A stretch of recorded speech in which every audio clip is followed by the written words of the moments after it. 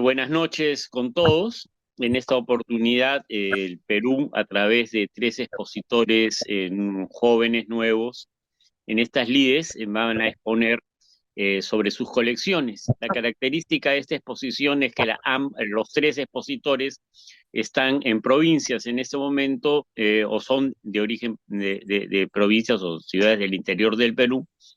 Y no dudo que este es un avance importante en la globalización de la filatelia en el Perú para el resto de América y del mundo, ¿no? César Dioses, Antonio Caro y Johnny Rosas, pertenecientes a diferentes agrupaciones filatélicas dentro del Perú, comparten con nosotros esta afición por la filatelia. Y en esta oportunidad van a hacer un recuento de sus colecciones y nos harán conocer lo que están coleccionando y la manera como lo están haciendo. Queda al habla el primero que va a exponer, que entiendo es César. Buenas noches, amigos del mundo. Buenas noches, don Henry. Gracias por la invitación y por permitirme acercarme a ese grupo maravilloso que es el de mi oficina, donde uno aprende diariamente a través de sus tertulias, de sus exposiciones. El tema que voy a tratar es la radio en el Perú. Mi colección es acerca del tema radio. Yo soy radioaficionado, radio escucha y me ha interesado bastante como filatelista abarcar ese tema. La exposición es diferente a la que normalmente se hacen aquí en mi oficina, porque yo hago filatelia temática. Entonces, el enfoque que yo le voy a dar a esta charla, pequeña charla, es desde el punto de vista temático. Vamos a hablar acerca de la radio en el Perú. Bueno, para hablar de la radio en el Perú, estamos ya prácticamente a 99 años. El próximo año se cumplen los 100 años de la llegada de la radio en el Perú. Henry, la segunda. Muy bien. Para hablar de la radio en el Perú, tenemos que remontarnos a los orígenes primigenios de la radio, ¿no? Los dos principales creadores de la radio fueron los científicos Guillermo Marconi y Alexander Popov, uno en Italia y el otro en Rusia. Ellos dieron el origen a la radio. Guillermo Marconi realizó la primera transmisión de radio en la historia un 14 de mayo de 1897. Y un mes después lo hizo Alexander Popov en Rusia. Continuamos. Hablar de la radio en el Perú, la llegada de la radio en el Perú es hablar de Augusto Bernardino Leguía, el presidente del Perú, Augusto B. Leguía. Él trajo la radio al Perú y un 15 de junio del año 1925 funda la OAX, una emisora peruana que fue estructurada por la Peruvian Broadcasting Company, ¿no? Y su local estuvo en el Jirón Washington, en el cercado de Lima. Tenemos ahí dos estampillas del parque de antenas de la OAX, de la primera estación de radio nacional. OAX es la simbología internacional, es como el código ITU, ¿no? Para todos los países. En Perú, por ejemplo, tenemos OAX, en Venezuela es la IB, ¿no? En Argentina es LU, etcétera, etcétera. Pasamos. Tenemos aquí un sobre censurado, ¿no? Con la estampilla del Radio Nacional. La estampilla de Radio Nacional, que esta estampilla producida en 1946 por la Columbian Banknote Company. Continuamos. La radio siempre ha estado presente en los eventos históricos en el mundo y en el Perú no ha sido la excepción. La primera acontecimiento histórico del que tuvo la radio un papel primordial en la comunicación dentro del país fueron las Olimpiadas de Berlín en 1936. Las Olimpiadas de Berlín en Alemania en 1936. ¿Qué pasó ahí? Perú llevó su equipo de fútbol y en el primer partido le gana a Finlandia, en el segundo partido le gana a Austria, pero Hitler, de una manera desastrosa, hace que descalifiquen al equipo peruano. ¿Por qué? Porque pidió que se anule en el partido que Perú le había ganado a Austria 4-2. Y la mayoría del equipo peruano eran gente de raza negra. Y por eso Perú, al ver de que se estaba vulnerando sus derechos, de que había ganado legalmente el partido, y al ver de que la comisión de las Olimpiadas le obligaba a repetir el partido bajo condiciones adversas, entonces opta por retirarse. Y por eso se llama campeones del 36, porque fueron campeones morales, porque no se dejaron a avasallar por el dictador Hitler. Continuamos. Luego tenemos Radio Nacional. En 1936 nace Radio Nacional del Perú. Radio Nacional, la primera estación estatal peruana.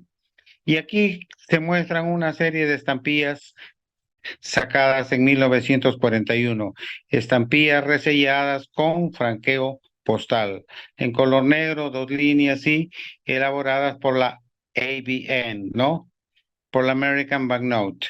Eh, estas estampillas tienen una historia especial que quisiera dejar para el último, porque fueron timbres creados como timbres fiscales.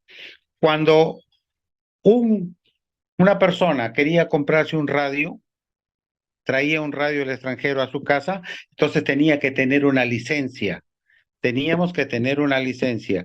Tenía una cartilla donde se ponían esos timbres fiscales para pagar una tasa mensual, una tasa anual por el derecho de tener un radio en casa, ya sea un radio receptor para escuchar radio o un radiotransmisor para transmitir, ¿no? Entonces, hay un momento en que estos timbres fiscales, por necesidad o por ausencia de o falta de estampillas, se transforman en sellos postales, ¿no? Y por eso se le pone franqueo postal. Porque hay estas mismas estampillas que tienen la imagen de la parte frontal de la emisora en Lima, del edificio de la emisora en Lima, también están reselladas con Radio Nacional, pero esos son timbres fiscales que no tienen nada que ver con el franqueo postal. La siguiente imagen. Tenemos acá una carta, por ejemplo, franqueada con dos estampillas de Radio Nacional. Fue enviada a Estados Unidos con o para la RCA. La RCA Víctor eran los fabricantes de los radioreceptores, ¿no? Pasamos. Otro de los acontecimientos históricos donde la radio tuvo un papel importante comunicándole a la gente fue en 1941 se produce un conflicto armado entre Perú y Ecuador por la delimitación de las fronteras. Entonces, la radio tuvo un papel importante. Ustedes saben que hay propaganda política para cada país. Ecuador, emisoras ecuatorianas decían una cosa, las emisoras peruanas decían otra cosa. Entonces la radio juega un papel muy importante en los acontecimientos históricos, especialmente en la guerra de Perú y Ecuador en 1941. Gracias a Dios, ya se cerraron las fronteras, se firmó el Tratado de Límites de Brasilia y ahora estamos con países como países hermanos en busca de nuestro desarrollo común. Continuamos. Acá tenemos un matasello de la época de la ocupación peruana en los territorios ecuatorianos, ¿no? Ahí dice el matasello, correos, telégrafos y radio. Y radio. Con esto se matasellaban las cartas provenientes de la zona de combate, ¿no? De la zona de guerra. Acá tenemos una estampilla al lado donde estaban los límites peruanos antes de 1941, lo que Perú indicaba que eran los límites, de acuerdo a la premisa de el uti possidetis, posee lo que has poseído. Ecuador también sacó sus estampillas donde se mutilaba el territorio peruano, ¿no? La guerra de las estampillas. Continuamos. Otro acontecimiento histórico también fueron las Olimpiadas de Londres, donde Perú gana la primera medalla de oro, ¿no? En tiro olímpico. Perú gana la medalla de oro olímpico con el arequipeño Edwin Vázquez, ¿no? Gana la primera medalla de oro. Es otro acontecimiento del cual Perú tuvo conocimiento a través de la radio, porque todavía no había televisión nacional. Continuamos. Llegamos a 1968. En 1968, los militares toman el poder, derrocan al presidente Belaúnde. Un 3 de octubre de 1968, forman el gobierno revolucionario de la Fuerza Armada. Un periodo de dictadura militar entre 1968 y 1980. Se puso en marcha el Plan Inca, ¿no? Un programa socialistoide que lo primero que hizo fue estatizar las empresas privadas, ¿no? Con el apoyo de la Fuerza Armada. Por ejemplo, tenemos acá una estampilla sobre la estatización del petróleo. El 9 de diciembre de 1969, Velasco Alvarado, el presidente de facto, rodea los yacimientos petrolíferos de La Brea y Pariñas y le da un ultimátum a los gringos de la International Petroleum Company que en 24 horas tendrían que abandonar los campos petroleros, ¿no? Los rodea de tanques y eso en se ve en la estampilla que habla de la nacionalización del petróleo. Luego tenemos acá al lado también la estampilla de la nacionalización de las telecomunicaciones, ¿no? El gobierno toma a cargo todo lo que es la telegrafía, la telefonía y la radio. Continuamos. Otra de las nacionalizaciones que hizo el gobierno revolucionario fue las minas, la nacionalización de los yacimientos mineros que estaban en manos privadas, la nacionalización de las minas y se crea Hierro Perú. Luego tenemos la nacionalización o la reforma agraria de las haciendas privadas, con el lema campesino, el patrón no comerá más de tu pobreza, ¿no? La tierra para quien la trabaja, le quita a los propietarios privados las tierras y se las da a los campesinos, creando las cooperativas a través de la ley 17716. Continuamos. Otro de los acontecimientos históricos tristes para nuestra nación y para la región donde yo vivo fue el terremoto del 31 de mayo de 1970. Ancash fue sacudida por un movimiento telúrico un domingo 31 de mayo a las 3 de la tarde, un terremoto de 7.9 grados que destruyó Ancash y hubo más de 70,000 muertos. Ahí se creó el Sistema Nacional de Defensa Civil, tenemos una estampilla al lado, y aquí el matasello que celebra o que recuerda, mejor dicho, que debemos estar preparados ante los desastres naturales como los terremotos. Ahí tenemos 3 palmeras porque fueron los únicos testigos mudos que quedaron de ese aluvión que destruyó la ciudad de Yungay, donde hubo más de 70,000 muertos. Ese es un matasello conmemorativo. Continuamos. Luego de producido el terremoto, no había electricidad en esta región, entonces ¿Cómo nos enteramos? Fue a través de la radio. El Radio Club Peruano, los radioaficionados del Perú, fueron aquellos que dieron la noticia a todo el país y a todo el mundo, donde se formó una cadena de solidaridad maravillosa del cual los peruanos seguimos agradecidos por siempre. Continuamos. Terminado el gobierno militar en 1979, el gobierno militar presionado por la población llama a una constituyente para elaborar una nueva constitución, ¿no? Esa constitución fue elaborada por una asamblea constituyente, tenemos la estampilla que dio ya camino al regreso a la democracia. Y tenemos ahí la imagen de nuestro presidente, Fernando Belaúnde Terry, que fue elegido por segunda vez como presidente de la República.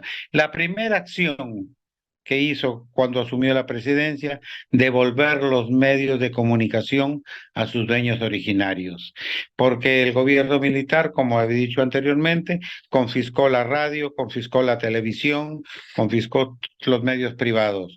Entonces, la primera acción que hizo el presidente Belaúnde fue devolver la radio, la televisión, los periódicos a sus dueños. Y ahí tenemos una estampilla de Radio Programa del Perú, la voz de todas las voces, ¿no? Que tiene un lema muy importante de la cual eh, dice, la radio está más cerca de la gente, ¿no? Continuamos. La radio desde el punto de vista cultural siempre ha estado cercana a la población, ¿no? Los grandes cantantes de la canción criolla nacieron en la radio, se hicieron en la radio. Felipe Pingo Alba, María de Jesús Vázquez, Lucha Reyes,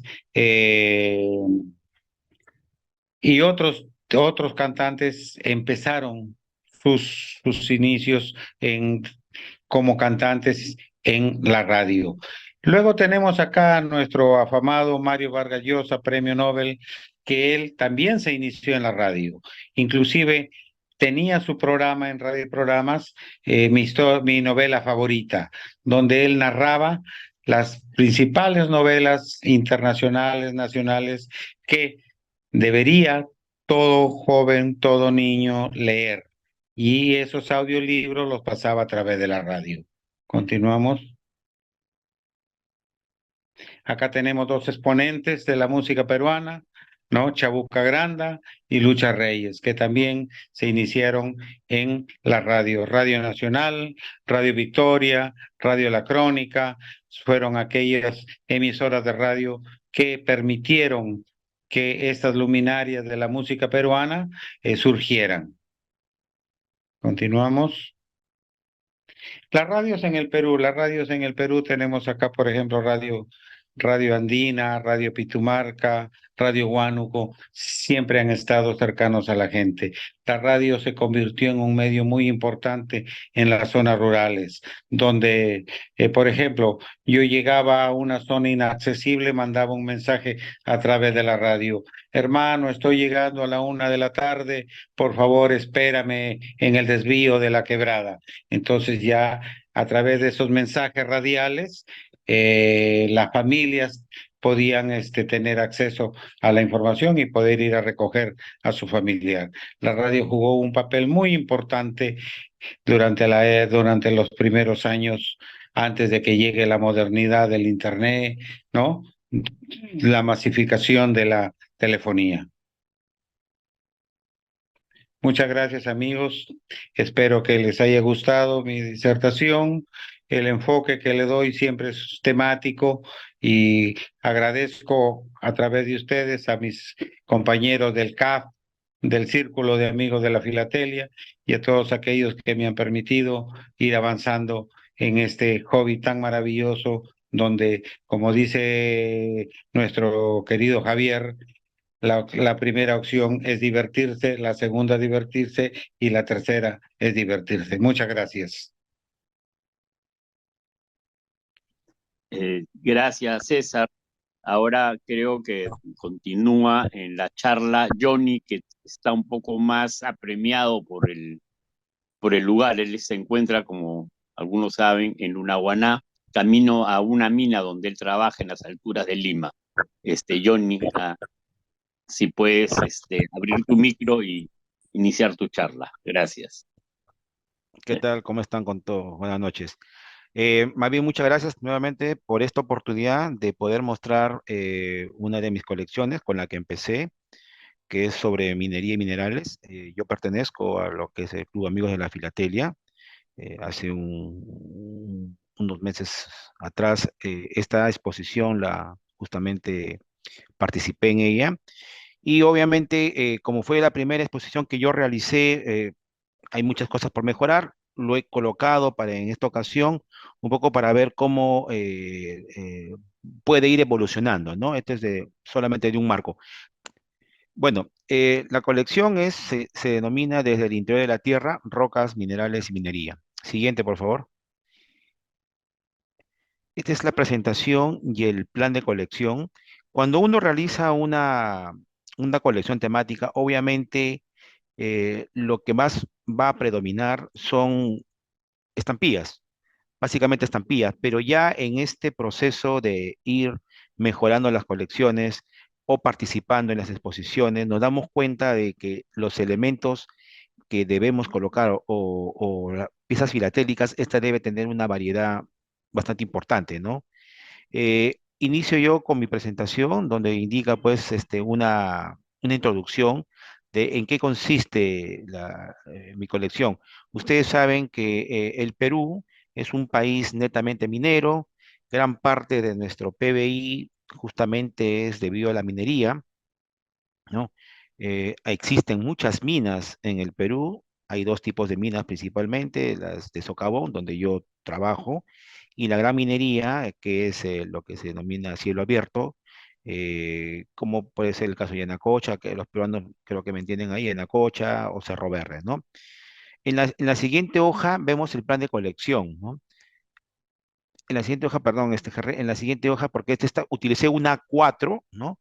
Mayormente utilicé hojas A4 y me di cuenta que para lo que yo quería mostrar no era lo mejor, básicamente porque hay algunas piezas grandes y en la A4 como que se llena muy rápido. La A3 creo que es para mí lo veo de esa forma, debería ser de aquí en adelante las hojas que voy a colocar. Ahí podemos ver una tarjeta postal, ¿no? Donde la estampilla que está al lado izquierdo, la de color verde, es una estampilla de pro desocupados, ¿correcto? De 2 centavos, que se usó, bueno, fue la primera emisión, fue el año de 1931, y que se usó por bastante tiempo esa estampilla justamente para poder recaudar fondos para los peruanos que estaban, como indica, desocupados debido a la crisis internacional que hubo en esos tiempos, ¿no? Siguiente. Aquí hablamos un poco de lo que son las rocas. La Tierra es una gran roca, la corteza terrestre es una roca sólida, en el interior tenemos magma. Eh, las rocas, por lo general, una clasificación es rocas sedimentarias, metamórficas, ígneas, ¿no? Es lo que podemos visualizar en la página del lado izquierdo, ¿no?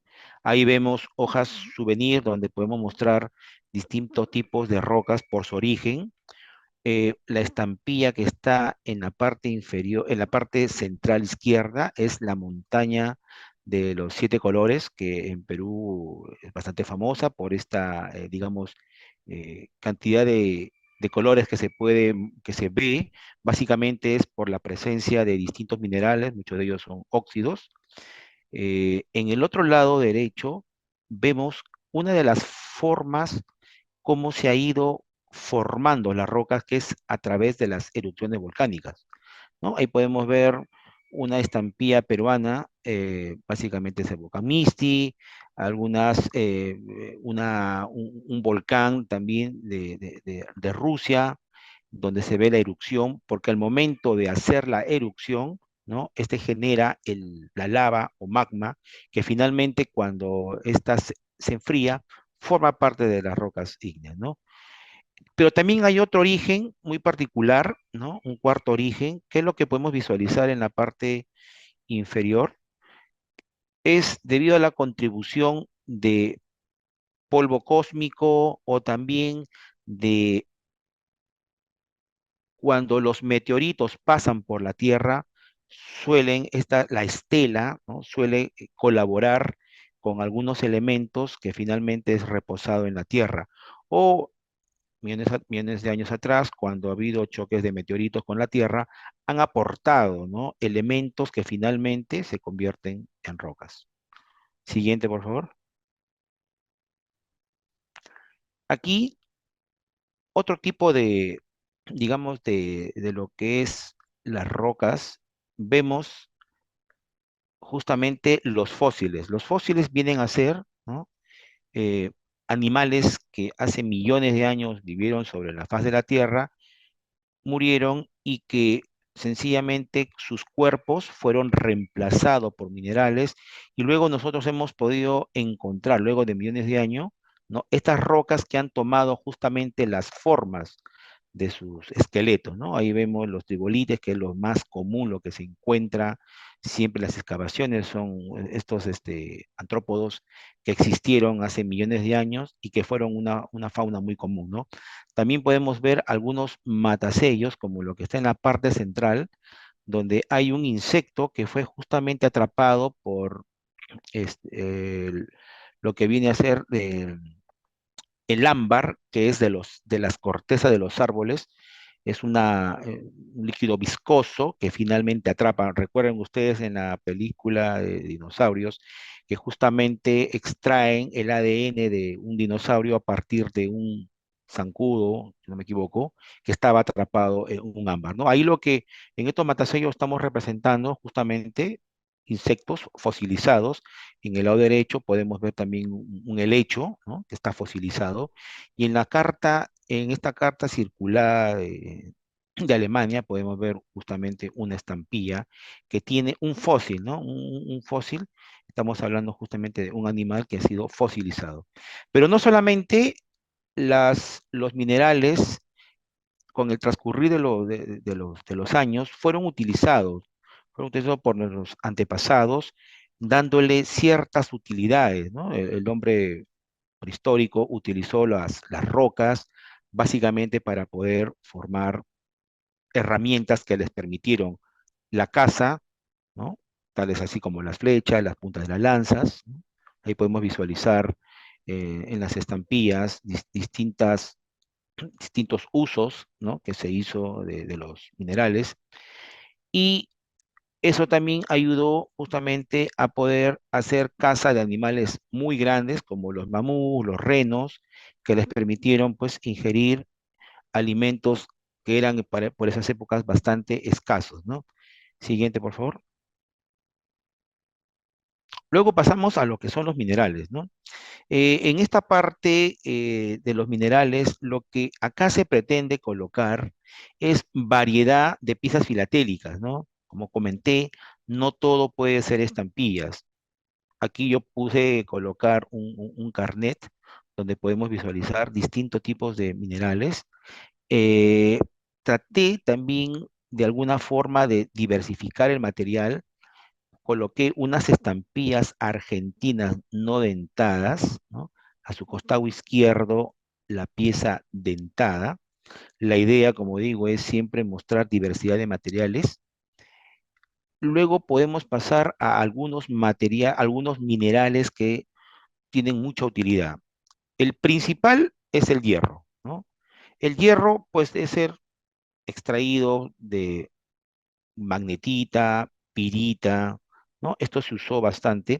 Acá hay una tarjeta máxima en la parte inferior muy interesante. Esta es una mina, ¿no? De Yort. Esta mina es una de las más antiguas donde se ha extraído el hierro desde muchos siglos atrás, ¿no? Eh, Esta tarjeta justamente de Andorra, para mí buscarla fue una tarea bastante ardua porque no es muy común, ¿no? Y la coloqué porque tenía la idea de poder mostrar una mina muy antigua, ¿no?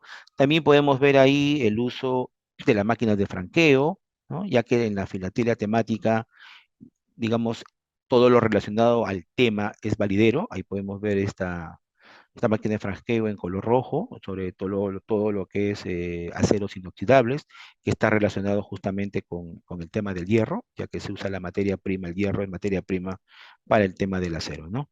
Siguiente. Una forma de caracterizar a los minerales es a través de la cristalografía, ¿no?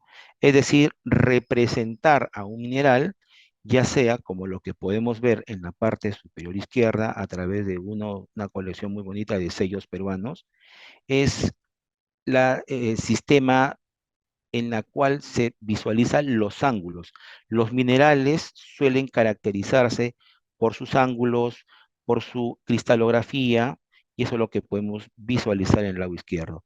En el lado derecho hay una carta de Rumania donde podemos ver no solamente la representación de este mineral, que es un cloruro de sodio, sino también podemos visualizar su fórmula química, ¿no?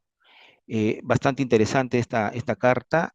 En la parte inferior también tenemos una carta donde podemos ver un poco la cristalografía, la fórmula química del mineral, en este caso la antunita, ¿no? Pero no solamente los minerales, también nosotros tenemos las piedras preciosas. En el lado de la derecha podemos visualizar algunas piedras preciosas tales como el zafiro, el diamante, que le hemos extraído ya sea de estas hojitas souvenirs. A ver, siguiente, por favor. Eh, entramos a algunos minerales, ¿no? Como es el caso del oro, ¿no? Esto es un mineral, uno de los más apreciados por el hombre desde la antigüedad incluso.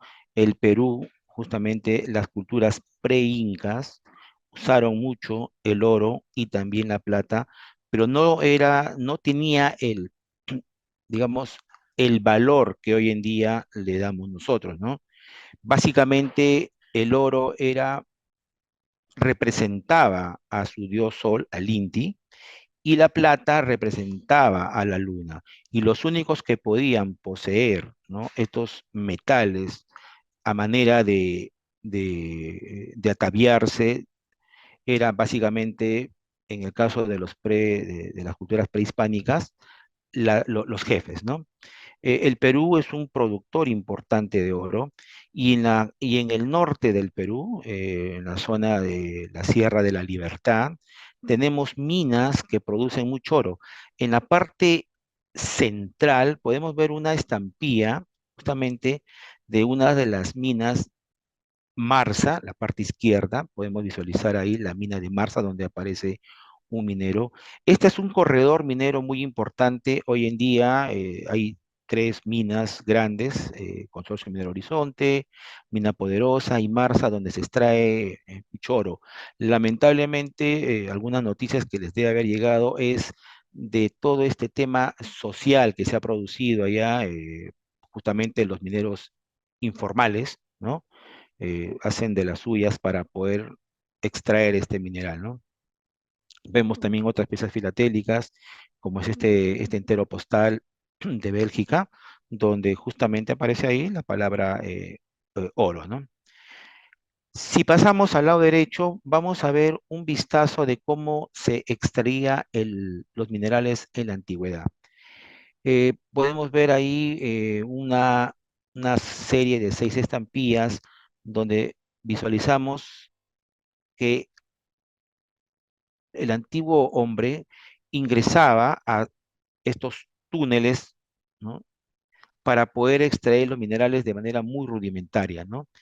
En la parte central, y eso lo voy a explayar cuando voy a hacer un pequeño paréntesis, vemos una estampilla de Bolivia donde hay algo interesante, unos hornos o guaira que servían justamente para la refinación de los metales preciosos que usaban las culturas precolombinas, ¿no? Siguiente, por favor. Ahí quiero hacer un pequeño paréntesis. Siguiente. Aquí, ¿no? En lo que nosotros, en el dibujo del lado izquierdo, visualizamos unos hornos que se empleaban por tanto las culturas eh, antes de los incas y en los incas. Vemos en la figura el horno del tipo C, ¿no? Que es un horno típico usado que lamentablemente en ninguna estampilla peruana he encontrado una referencia de ese tipo de horno. Sin embargo, en el lado derecho vemos una estampilla de Bolivia, ya que tenían culturas muy similares, ¿no? En el altiplano, donde se empleó este tipo de horno que servía básicamente para hacer el refinamiento de, en este caso, tanto del oro como de la plata. Pero ¿dónde se colocaban estos hornos denominados guairas? Siguiente, por favor. En lo que estamos visualizando son unos dibujos que realizó uno de los primeros cronistas del Perú, que fue Felipe Guamán Poma de Ayala, ¿no? En la parte central he extraído y he marcado tanto con letra roja, unos circulitos rojos y unos círculos azules, que en la parte superior de las montañas, ¿no? Se colocaban estos hornos o denominados guairas para poder hacer este proceso de refinamiento de los metales preciosos, oro y plata. Pero ¿por qué en esas zonas? Porque estamos hablando de zonas muy elevadas por encima de los 4.000 metros, donde el uso de leña no existía, ¿no? La leña como tal no existe, ya que en estas alturas realmente crecen muy pocos arbustos, ¿no? Y lo que se utilizaba eran estos hornos que tenían unos agujeros que con el correr del viento avivaba justamente avivaba al fuego que permitía luego refinar. Otro punto interesante y que también forma parte de mi colección, que son estas estampillas clásicas de las dos llamitas, busqué cómo antes los antiguos peruanos y también durante la época de la colonia, cómo se podía movilizar desde las minas o hacia las minas de materiales, ¿no? Bajar el mineral y el único animal que en ese momento se podía emplear eran justamente las llamas. Y en estos dibujos de Guaman Poma de Ayala, en los círculos azules, podemos visualizar solamente llamas. No vemos otro tipo de animal. El asno o la mula fue introducido posterior de la llegada de los españoles aquí a América, ¿no? Eh, estas dos estos dos dibujos podemos ver dos ciudades. Una de ellas es la villa de Castro Virreina y la otra es la villa rica de Oropesa. Esta ciudad hoy en día se llama Huancavelica. ¿Y por qué es importante en la minería en la época pre-inca y también en la época colonial? Debido a que para poder refinar o extraer el oro y la plata se utilizaba el mercurio, denominado azogue, y es en las minas de Huancavelica donde existía este mineral. La técnica el uso del azogue fue una técnica que trajeron los españoles a América, lo llevaron a México, lo perfeccionaron en México y luego pasó a Perú.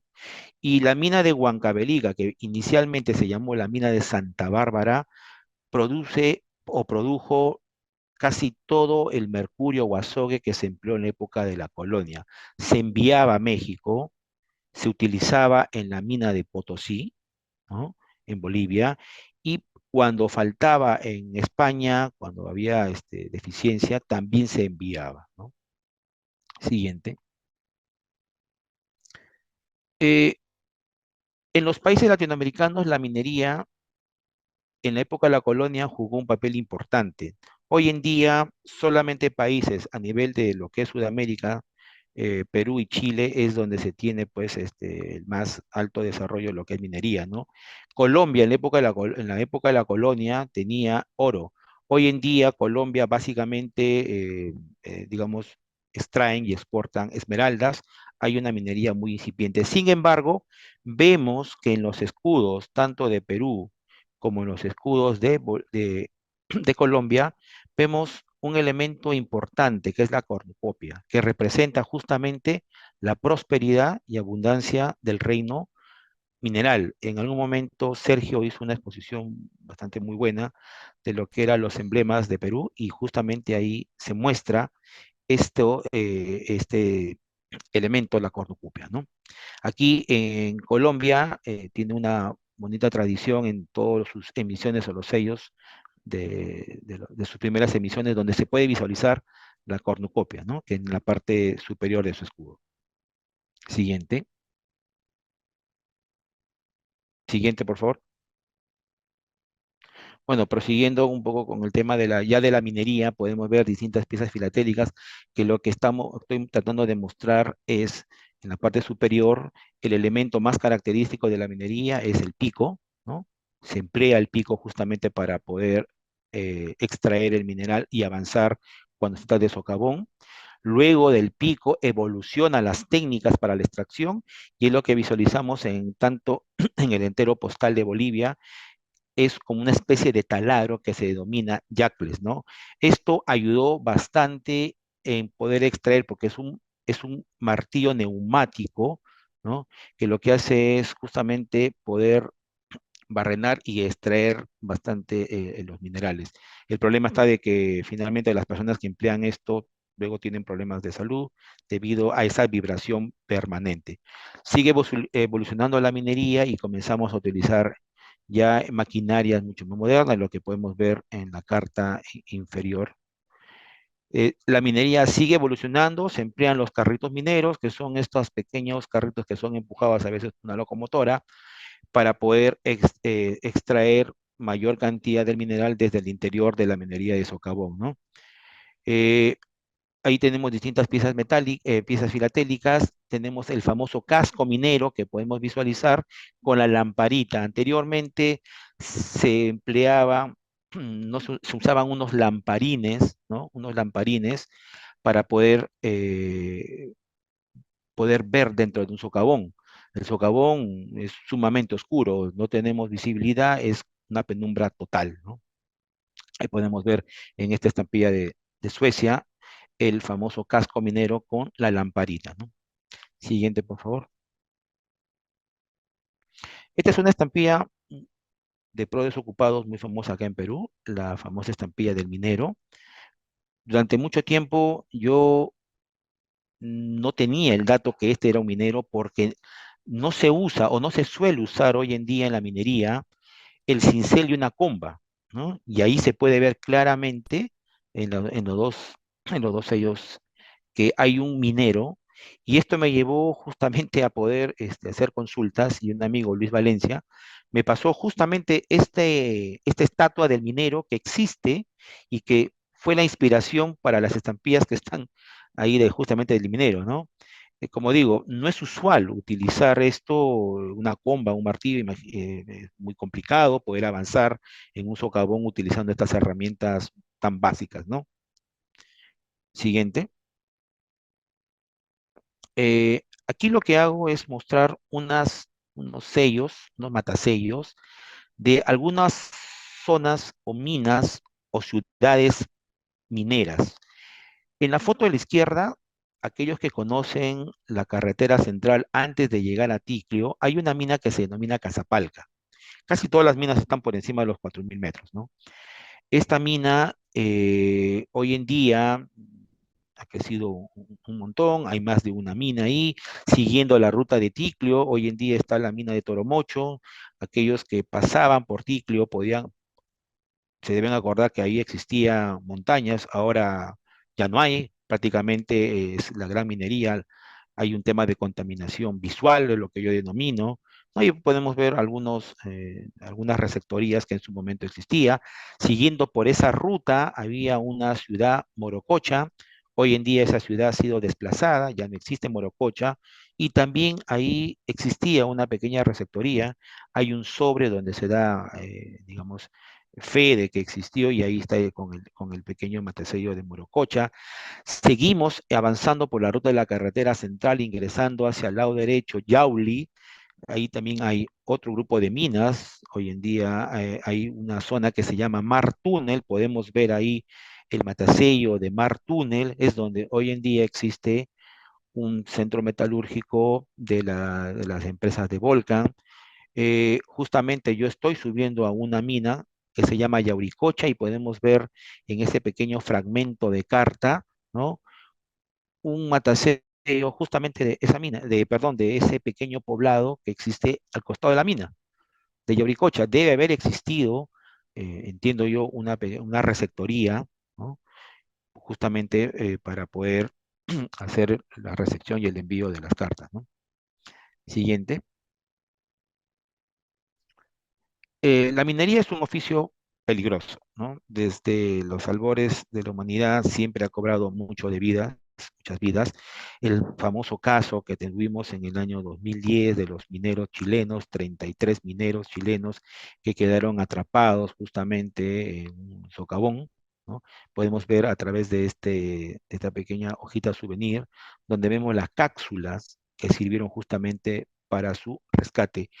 Y lo otro, que la minería siempre trae conflictos sexuales, ¿no? En el Perú, básicamente, la población, quien brinda la licencia social, casi siempre esto termina en estos conflictos, llámese cierre de carreteras, toma de los campamentos mineros, destrucción de la propiedad privada.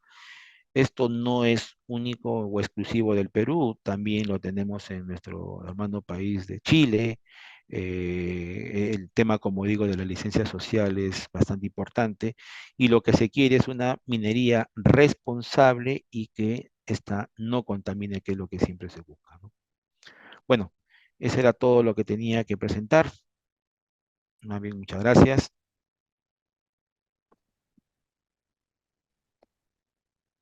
Gracias, Johnny. Ahora estaremos con la conferencia, la charla que nos dará nuestro amigo Antonio Caro desde la ciudad de Trujillo. Antonio, adelante. Buenas noches con todos. Voy a compartir mi pantalla. Espero que la puedan ver. Me avisan, por favor.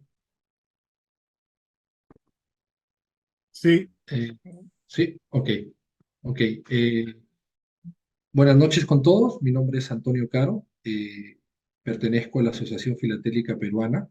En esta oportunidad agradezco que me permitan compartir parte de mi colección en esta presentación que va a enfocarse en las cancelaciones clásicas del Departamento de la Libertad, que es eh, parte de la región, del departamento donde yo vivo, ¿no? Es importante para mí agradecer, me van a disculpar si las fotos que he tomado no hacen honor a cada uno de ustedes, pero quiero agradecer al señor al señor Henry, al señor Uster, al señor Javier Alegre y a Marcos Yacher, porque sin su ayuda no hubiera podido completar esta presentación. Eh, Me he concentrado en esta colección desde hace un par de años y voy a mostrar rápidamente como reseña histórica lo que era el virreinato del Perú. El virreinato del Perú tenía una división de administración y territorial regida por intendencias. Habían o existían 8 intendencias en el virreinato del Perú. Dentro de ellas, una de las principales era Trujillo, ¿no? Y enfocándonos en nuestra área geográfica de estudio, que es el Departamento de la Libertad, está marcado por 3 hitos importantes en su historia, ¿no? El primero es el de su fundación en 1534 por Diego de Almagro, fundada como la Villa de Trujillo. Otro hito importante es la de intendencia, que es lo que estamos viendo ahora, dentro de las 8 que hubo en el virreinato. Y yo creo que la más importante para el Perú como país independiente es la de su independencia de la corona española el 29 de diciembre de 1820, siendo la primera ciudad en declararse libre de la corona española, ¿no? Quiero indicar que esta presentación la guía para la elaboración de esta presentación está basada en el libro de George Lamy Jack Flint, este libro identifica o congrega en 18 distritos postales todas las cancelaciones del Perú hasta el año 1873, ¿no? Lamy identifica 170 tipos distintos de cancelaciones o de matasellos en sellos eh, de lo que, de lo que es clásicos, por así decirlo, ¿no? Ahora voy a entrar ya a detalle a mostrar cada uno de estos tipos de, de, de cancelaciones, de matasellos. Importante decir que vamos a ver dentro del esquema de oficinas, de lugares donde se recepcionaban las cartas, receptorías, oficinas subprincipales y una oficina principal que fue la de Trujillo, que la vamos a ver más adelante. Entonces vamos a hablar ahora de las principales receptorías que tuvimos en esa zona. Eh, es importante indicar nuevamente que muchas de estas receptorías y oficinas subprincipales ya funcionaban en la época de la colonia, datan de 1827, o sea, ya había un flujo de cartas, por así decirlo, donde se compartía información, ¿no? En estas zonas, y con el tiempo fueron estableciéndose como receptorías, oficinas subprincipales y oficinas principales. Así es que vamos a hablar de Ascope. Ascope está ubicada a 58 kilómetros de la ciudad principal del Departamento de la Libertad, que es Trujillo. Esta es una zona que produce normalmente caña de azúcar, que es su principal siembra o cultivo. Esta receptoría de Ascope se establece en el año de 1864. Como ven acá, Lamy la identificó con el tipo 11, que no es otra cosa que el nombre de receptoría de Ascope adornada con con un círculo ovoide, como especie de soga, con dos círculos a los costados concéntricos, uno dentro de otro. Que son cartas dirigidas a Lima en ambos casos.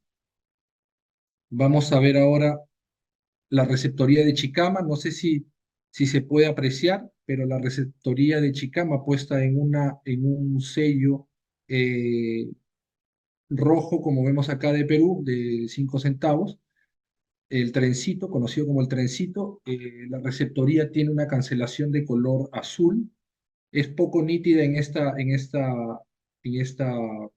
este sello, pero es importante indicar también que es una receptoría que se maneja en esta zona eh, de la Libertad y que tenía mucha afluencia de comercio, porque tenía un puerto donde se sacaba mucha materia prima y llegaba mucha materia prima en esa época a la Libertad, ¿no? Otra de las receptorías importantes de la zona es Paiján. Paiján también tiene más o menos una distancia a la ciudad de Trujillo de 50 kilómetros, ¿no? Establecida en el año 1874. Y otra de las receptorías importantes de la zona fue Malabrigo. Malabrigo también un pueblo de la costa de la Libertad que vive prácticamente del cultivo de la caña de azúcar y de la pesca, ¿no? También es un tipo 11 como el primero que vimos, con los adornos que había comentado, ¿no? Receptoría de Cascas, esta receptoría sí se ubica un poco más lejana, a 70 kilómetros de la Libertad, una zona también netamente agrícola, actualmente productora de uva. eh, es una zona no muy alta en la Libertad, porque en la Libertad vamos a encontrar zonas de mayor altura, pero establecida en el año de 1864. Santiago de Chuco, disculpen que no lo haya indicado ahí, ya no es una receptoría, sino es una oficina subprincipal establecida en el año de 1854. Vemos acá dos tipos de cancelación. para mí, una de las más bonitas cancelaciones que tiene el Perú en clásicos. Es también un sello ovalado inicialmente con uno de menor ancho, circular dentro, con las palabras Santiago de Chuco, adornado con una flor y una marca X y unas hojas a los costados. Y la que sí vemos en medio es algo también importante que resaltar. Lo habíamos conversado hace unos días con el señor Al, es que esta es una marca hecha a mano que dice Santiago de Chuco, que usada probablemente en una etapa inicial donde no tenía el matasello, no existía el puño para sellar los sellos, o en un momento por el año de la estampilla donde simplemente ya no se contaba con el matasello, entonces se cancelaba a mano con pluma y tinta, ¿no? Esta es una cancelación del AMI tipo 23. Otra oficina subprincipal es la de Huamachuco. Huamachuco sí está mucho más alejado de la Libertad, no tanto, pero por la zona agreste está solamente a 184 kilómetros de Trujillo, pero nos toma aproximadamente, ahora que hay pista, hace 20 años era un poco más complejo llegar a Huamachuco, pero ahora que hay pista nos toma más o menos entre 4 horas a 5 horas llegar a esta zona, zona también agrícola. Aquí sí vamos a poder encontrar dos tipos distintos de cancelaciones, una de Huamachuco escrita con letras mayúsculas de buen tamaño y con dos círculos concéntricos también, y una cancelación que establece solamente las cuatro primeras palabras y tiene puntos haciendo círculos en tres diferentes niveles, tanto en la parte como círculos en tres tipos, como les dije, de niveles, ¿no? Todas estas cancelaciones las podemos encontrar en color rojo. Oficina subprincipal también, San Pedro. Las demás son receptorías, un poco más pequeñas por el número de población que se encontraba en su momento. Eh, Esta sí está mucho más lejos también en distancia, son más o menos 400 kilómetros de Trujillo. Vamos a encontrar ciertos poblados que tenían receptorías porque habían muchos caseríos de donde se recepcionaba eh, la correspondencia y después se enviaban hacia Trujillo, ¿no? Aquí vamos a ver, este es del pueblo de San José, un pueblo muy bonito también dedicado a la agricultura. Es un tipo Lamy 16, que dice San S. N. punto y José con dos círculos concéntricos, uno más grueso que el otro. Importante acá, este es del puerto de Pacasmayo.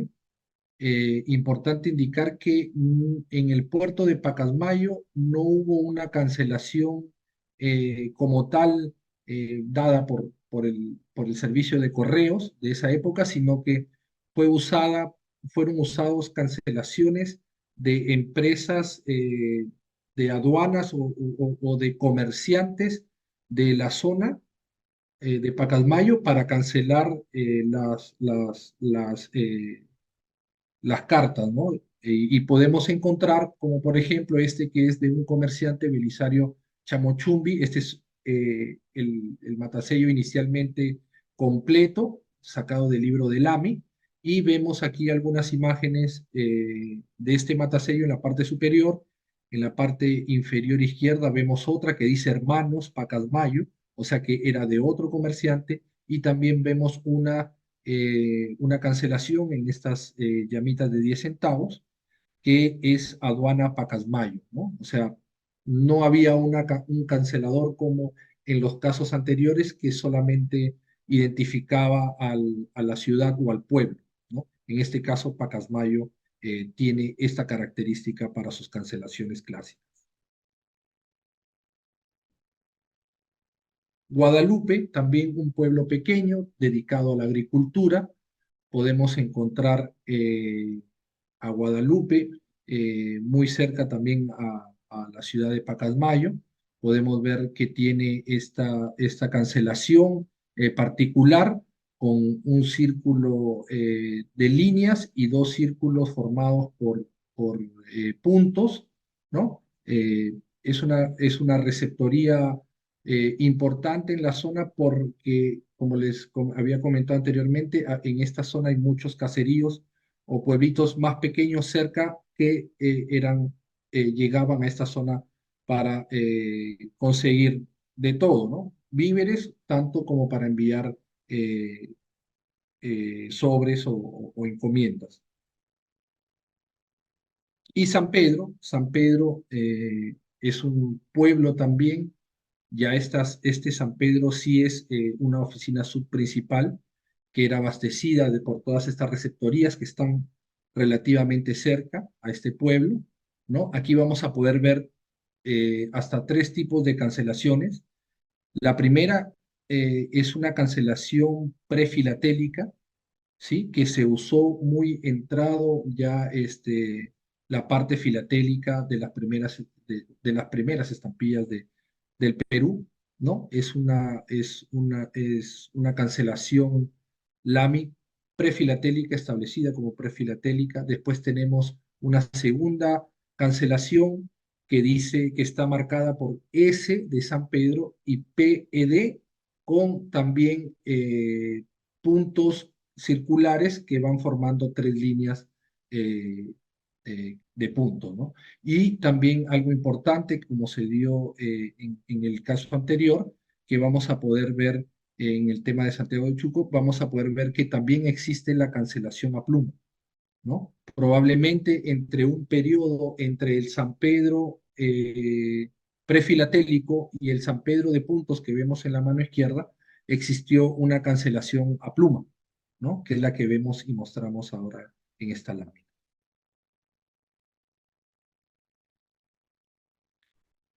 Aquí es importante indicar también existe la oficina subprincipal que fue la de Parcoy, pero he puesto patas aquí en dos tipos de cancelaciones, tanto en color negra como en color rojo.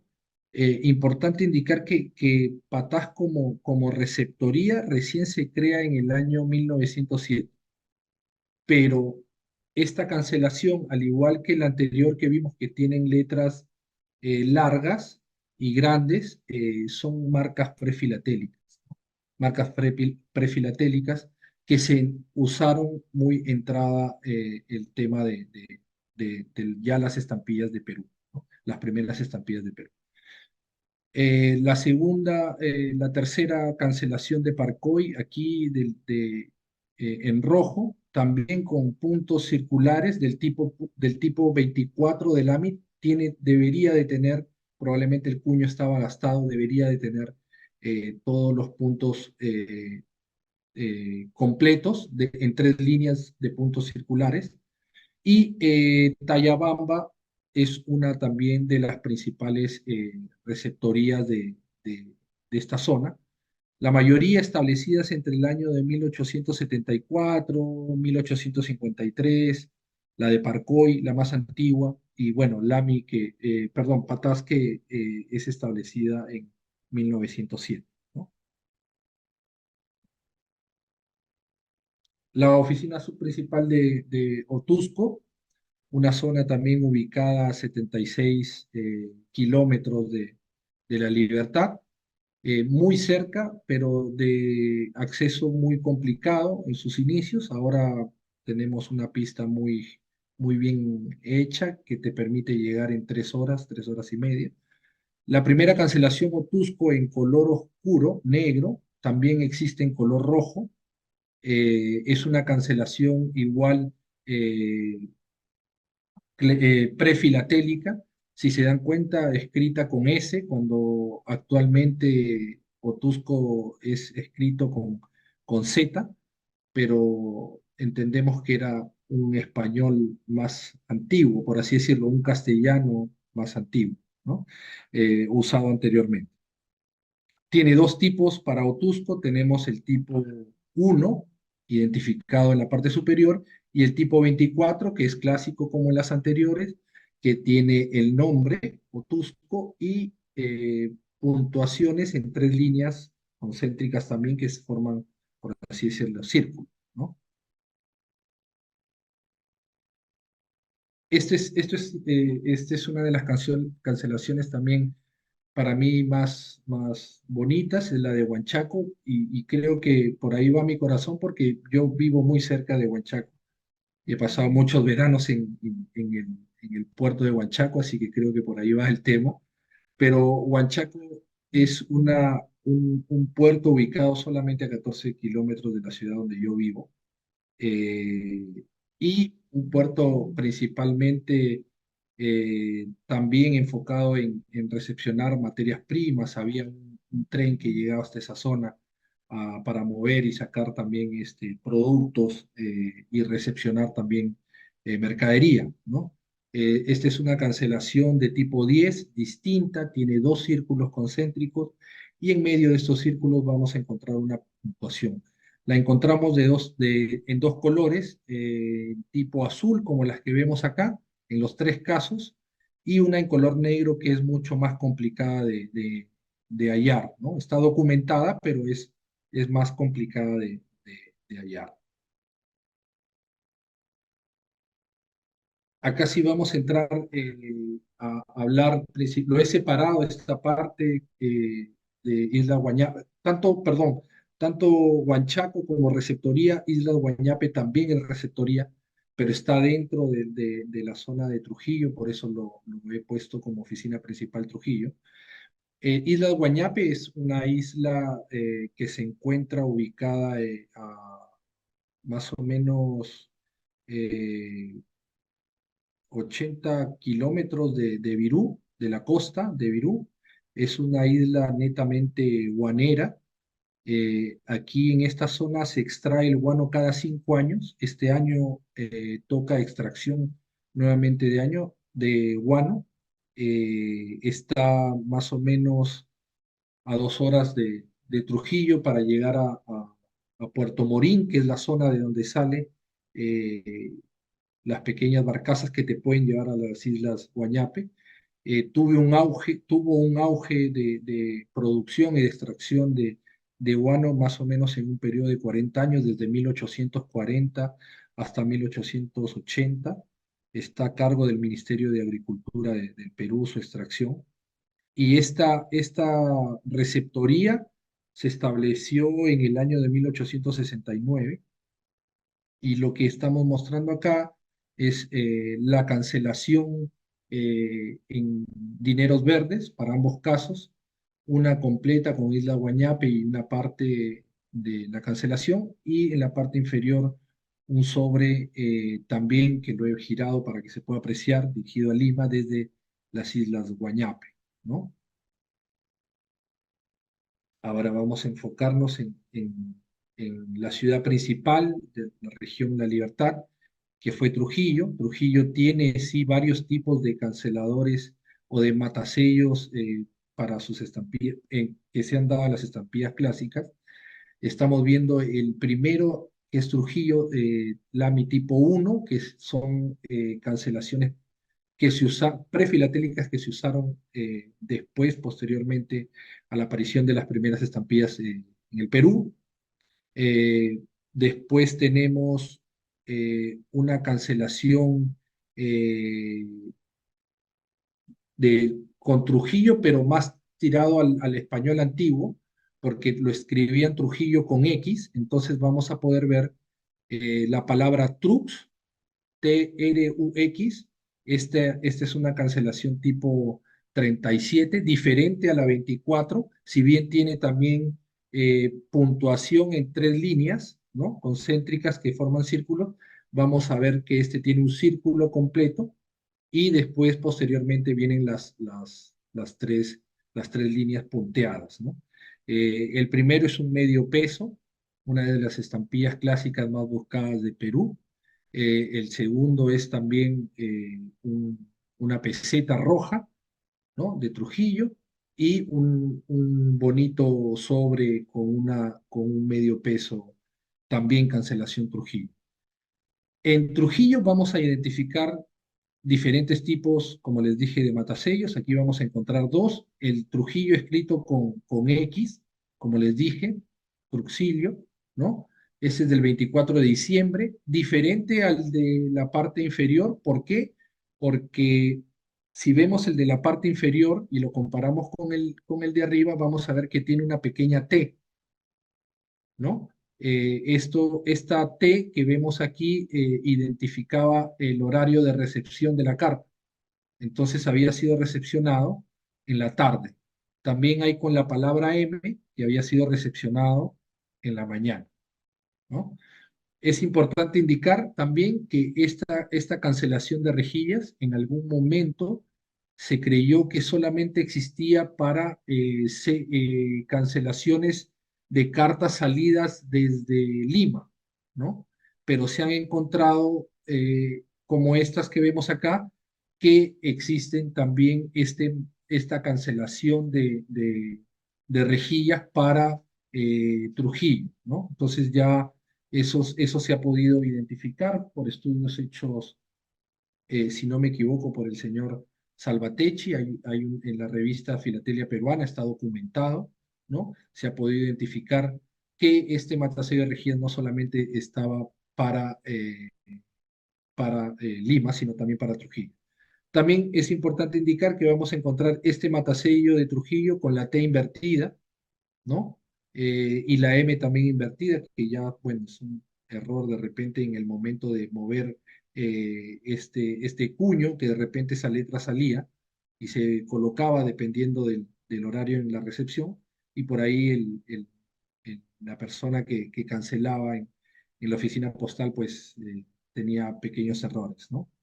Al colocarlo. Aquí he puesto otro tipo de cancelaciones, de repente son algún subtipo, ¿no? Eh, Antes de pasar, si se dan cuenta, es la primera sobre de Trujillo de la cancelación 26, es de 1862, de un tipo sin la letra T ni la letra M. En el año 63 ya, 1863 ya encontramos el matasello con la letra T. Este que viene a continuación es una cancelación de Trujillo también, o un subtipo de las anteriores, porque tiene la letra T, pero no tiene fecha, no es fechador, no es un cancelador fechador, sino es un cancelador de ciudad que tiene la letra T también, y imagino que hay algunos casos donde va a tener la letra M dependiendo de la hora de recepción. Esta es una carta muy, muy bonita de mi colección, enviada al presidente Manuel Pardo en la capital Lima, ¿no? Eh, Esta es la última lámina. Espero no haber sido muy, muy rápido y tampoco haberlos aburrido con esta presentación. Quiero agradecerles nuevamente la oportunidad a todos que se han tomado el tiempo de estar hoy con nosotros. Muchas gracias, señor Henry. Gracias, Antonio, César, Johnny y Javier. Sí, Henry, si me permites, Dale. iba a estar también en esta oportunidad nuestro amigo Álvaro Mendoza de la Asociación Filatélica, pero justo el día de hoy le tocó su tratamiento oncológico y por razones obvias no pudo acompañarnos. Sin embargo, está comprometido para estar más adelante.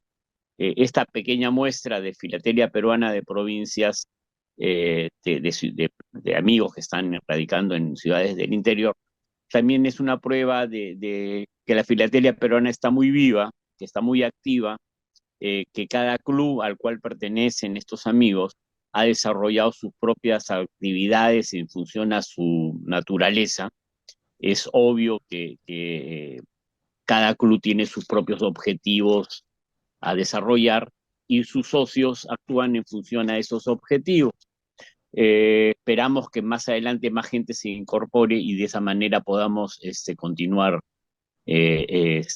dando este tipo de charlas para todos los que deseen escucharlas. Gracias a todos. ¿Ah? Gracias, Javier, por coordinar a todo el grupo. No. Bueno, con eso, si hay algunas preguntas para alguno de los tres que exponieron hoy. Mientras piensan, yo tengo una para el profesor César Pérez. César, mencionaste que las estampillas de fiscales con franqueo postal, de que en esa época, si uno quería tener una radio en su casa, tenía que pagar un impuesto. Y mencionaste una cartilla donde había que pagar eso. ¿Tú alguna vez has visto una de esas cartillas que se usaban? ¿Tienes imagen? Lamentablemente no, Henry. Estoy en esa cacería, estoy en esa cruzada de encontrar una cartilla. He visitado varias y cuando voy a zona rural, voy a las estaciones de radio antiguas o contactos familiares a ver si existe alguna, no. Pero he podido adquirir una ya me está llegando una que he adquirido de Israel, que tiene timbres fiscales para como pago de la licencia por funcionar ese receptor de radio. Ya está por llegar y que voy a ponerlo en mi colección. Gracias. Sí, Pero de Perú no hay, hermano. He buscado y seguiré buscando, pero no encuentro, porque el reglamento, la ley, dice bien claro que si yo quiero tener un receptor, un radio, entonces tenía que ir a la oficina de correos, me daban cartilla, una cartilla tipo, ¿te acuerdas del seguro antiguo? sí. Entonces te ponían pagabas un sol o 10 soles y te daban un sello, lo ponías y eso te daba con la autorización para que puedas tener tu emisora, tu receptor en casa, ¿no? Mm, Gracias, me pareció curioso, yo no sabía eso, así que algo nuevo se aprende todos los días. Gracias por esa parte. De nada, Henry, de nada. ¿Alguien por ahí con alguna pregunta, comentario adicional?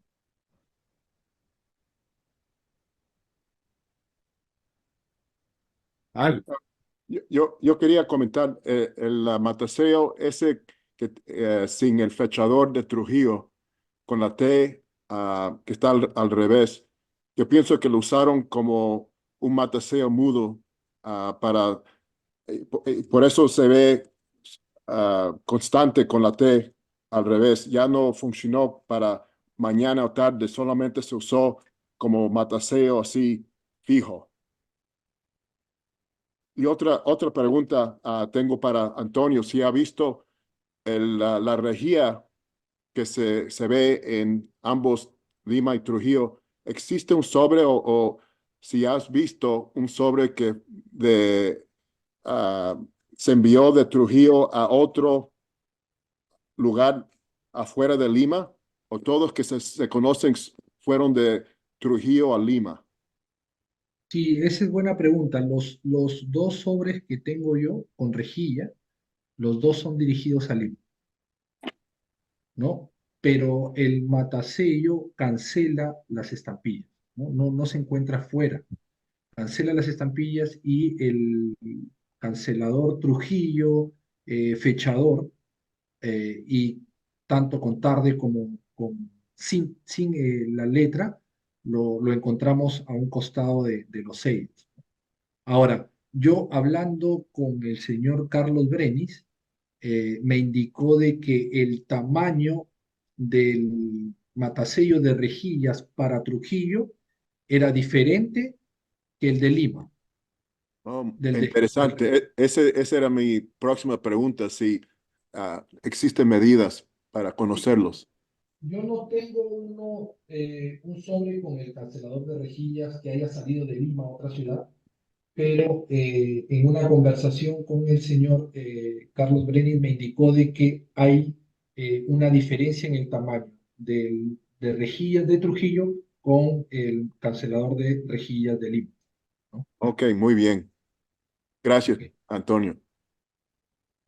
Ah, ahorita no recuerdo en qué número de Filatelia Peruana está y no tengo copia. Hay un sobre judicial, no sé cuántas estampillas tiene, que va de Trujillo, me parece que va a Otusco, pero no pasa por Lima, todo es en el norte y todas las estampillas están mataselladas con la rejilla, que en este caso sería la rejilla de Trujillo, Ujú. no pasó por Lima. Sí, yo tengo, por acá tengo el número de la revista Si lo tienes, lo donde, pongo para ponerlo acá rapidito. ¿Tienes el número? Dame el número. sí, sí, deme un minuto y la encuentro. Mientras lo buscas, una tercera pregunta que tengo yo para Johnny, es un misterio para mí estas cosas de las minas, pero me imagino yo de que habrán habido minas tan grandes que tenían su propia receptoría como nos enseñaste, ¿no? Porque inclusive han habido haciendas que tenían su propia receptoría. Y de las minas así grandes que han existido, ¿cuál sería la primera que tuvo su propia receptoría? Yo lo que creo que puede ser Morococha, ya que la zona de Morococha es una zona minera muy antigua. Existió desde hace más de 2 siglos. Incluso el sabio Antonio Raimondi pasó por esa zona. Hay unos bosquejos digamos, de los cerros el cual él visitó, y el pueblito de Morococha, Morococha antigua, que ya no existe, ¿no? Es lo que yo tengo, es lo que he podido conseguir, lo más antiguo, ¿no? Sí, Después, La Oroya, digamos, no tanto, Cazapal, que es posterior, pero creo yo que es Morococha. Cerro de Pasco. Eh, Cerro de Pasco puede ser, una pero ciudad. Cerro de Pasco es una ciudad. Sí, Morococha se fundó básicamente porque estaban alrededor, hay minas, la misma Cazapalca, tenemos Ticlio, tenemos Dubas, son minas pequeñas, muy próximas a esta ciudad. Este era un centro poblado que nació y creció justamente con el desarrollo de las minas que estaban a su alrededor. Yo sí tengo de Ticlio, receptoría de Ticlio, Mataseo. Ah, Piclio. mira, qué No, interesante. ese sí nunca lo he visto. Sí, Debe haber existido, ¿no? Debe haber existido es una bastante receptoría. escaso. Ah, Claro, qué porque en bien, ese que caso, ¿quién escribía? El ingeniero de la mina y el administrador. Los otros trabajadores no tenían razón quizás de hacerlo, ¿no? Mm. Y una curiosidad adicional referente a la minería, esto quizá no tenga que ver mucho con filatelia. Mencionaste que la mayoría de las minas están en la altura y nosotros tenemos los Andes que atraviesan el Perú de norte a sur, eso es el beneficio, pero también se escucha mucho de la minería ilegal en Madre de Dios, en la selva que está destruyendo el Amazonas. sí, correcto. ¿Y cómo explotan la extracción del oro? Porque eso es lo que están haciendo. Eh, digamos, la cordillera de los Andes tiene o genera ríos tanto para el lado hacia el lado del Océano Pacífico y también al lado de la selva, ¿correcto? Entonces, lo que alimenta la selva justamente arrastra pequeñas partículas de oro que finalmente llegan a la selva y no sé si habrán visto unos platos que se veía antes que utilizaban para poder cernir el agua con la arena y podían extraer finalmente pequeñas pepitas o partículas de oro, ¿no? Es eso el principio, pero lo hacen de manera masiva. Han depredado muchas hectáreas, madre de Dios. Es muy grande lo que ha habido la depredación, ¿no? Y utilizan técnicas que contaminan bastante, utilizan mercurio, todo ello, ¿no? Y a pesar de que la selva tiene mucha vegetación, cuando esta es deforestada, le es difícil a la propia naturaleza poder recuperarse. Entonces, se puede ver imágenes satelitales de todo lo que han destruido los mineros ilegales en esa zona. Es muy grande la extensión que se ha dañado. Sí. Eh, Gracias por explicar eso. Entonces, eso fue lo mismo que sucedió aquí en California con la fiebre del oro, porque la sacaban de De los los ríos. ríos, sí, Sí. seguramente. Ah, gracias. Aquí me compartieron el número de Filatelia Peruana, donde está eso, lo voy a compartir acá un segundo.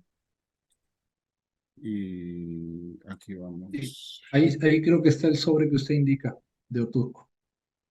Sí, este es el sobre.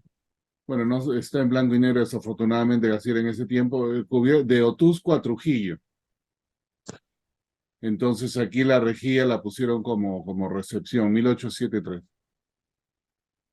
Es Filatelia Peruana número 147 de 1999, página 10. Y calza con las fechas, ¿no? 1862, 1863, Matasello de Rejilla. Sí. O sea, son fechas ahí. Este es un artículo, creo, referente a esa cancelación. Ahí veo. ¿Quién lo escribió? Bueno, Aldo Salvatecchi. Los matasellos tipo rejilla de Trujillo. Entonces ahí está. Filatelia Peruana 147 de 1999. Muy bien. ¿Alguna pregunta o comentario adicional? No, bueno, con eso muchas gracias y lo más importante es que la filatelia del Perú está creciendo, ¿no? El COVID tuvo efectos secundarios en Perú que hizo crecer la filatelia y por lo menos algo bueno tenía que dejar. Gracias. Bueno, entonces con eso y el día de mañana.